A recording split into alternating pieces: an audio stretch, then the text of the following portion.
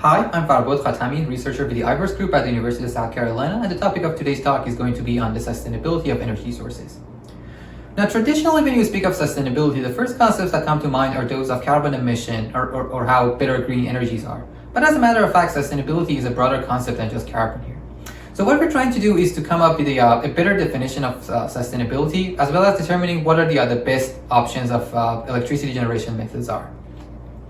So first of all, we're expanding on the traditional point of view by choosing more than one criteria. As a matter of fact, we are looking at four here: the environmental aspects, the cost involved in energy generation, as well as the technical and social criteria. With the criteria known, then we need to choose our notion of optimality. And by that, I mean choosing what mix of those criteria are we interested in and how important each criteria in each mix is. This is also known as scenario generation. The next piece of information we are also going to need is the environmental characteristics of every location, as well as the technical ones. Do we have the technology required to generate some electricity somewhere? Do we have the fuel? Are people going to like it? How feasible it is going to be to use an electricity generation method somewhere? And with these two types of information available, then we can go ahead and kind of compare the sustainability of different energy sources. And as you can imagine, the rankings are going to be dependent on what scenario are we looking at. But overall, you have some very clear-cut green energies such as wind and solar that are among the top performers regardless of scenario.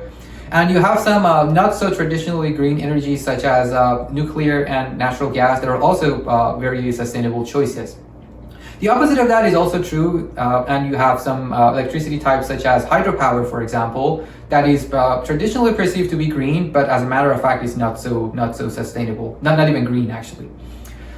So aside from the ranking, we can also plot the sustainability of energies on a map like you're seeing here, and that is going to immensely help planners and electric companies to know how to devote their resources and how to come up with sustainable energy mixes in a region.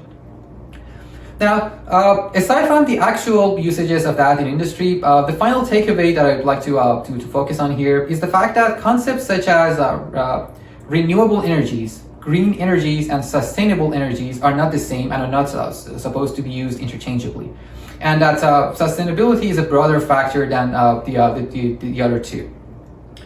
And to answer the question of what is the best method of energy generation, I have to say, as you can imagine by now, there are no best electricity generations, and it all depends on what factors are you interested in and where are you going to use those electricity sources.